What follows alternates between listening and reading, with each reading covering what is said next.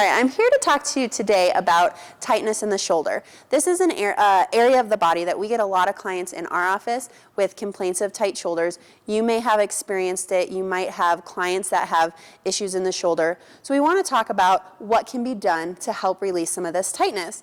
Now, tightness is not our concern with MAT. In the MAT thought process, tightness is a protective mechanism. Just like when you walk out on ice and your whole body tenses up, you tighten up to protect yourself on the instability of the ice. We are looking at the same things in the body. We're assessing for range of motion. We want to see what areas are being kept out of through tightness. And then we're going to look at why is that tightness there.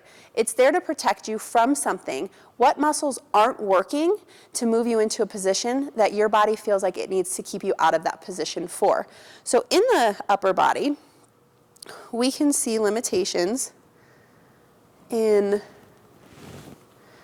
shoulder flexion on Susie here.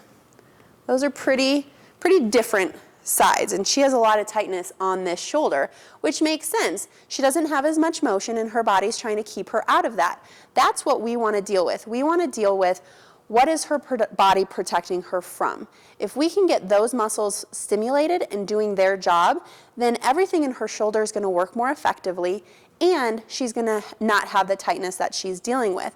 Now, specifically in the shoulder, we're looking at keeping the alignment of the humerus in the right plane. Now, what happens with the humerus is you have all these muscles trying to keep that humerus working the way it's supposed to. If some muscles stop working, say these guys over here shut down, stress, trauma, overuse, maybe dehydration, or things that are going to shut muscles down. So if these guys shut down, these three muscles are going to have to work a lot harder.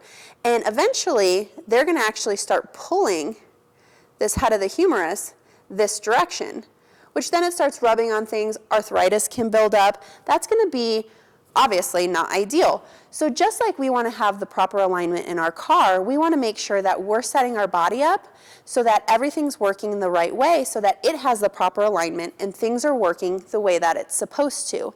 In our MAT Jumpstart program, you'll learn how to assess motion, like we just did here. And bring this up. And then you'll also learn how to see if the muscles that move her into that position aren't firing specifically. And then we use a positional isoangular contraction, or a PIC, to get those muscles stimulated again. What we're trying to do is jumpstart the connection between the brain and the muscle, because that way we know that when we want that muscle to contract and contract on demand, it will. So we'll apply our PIC, and then we'll reassess range of motion. Ideally, that tightness has gone away because the body's working the way that it's supposed to. And that will, over time, prevent some of these misalignment things from happening in the system. If you're interested in our education courses, click the link below or check out our website for additional information.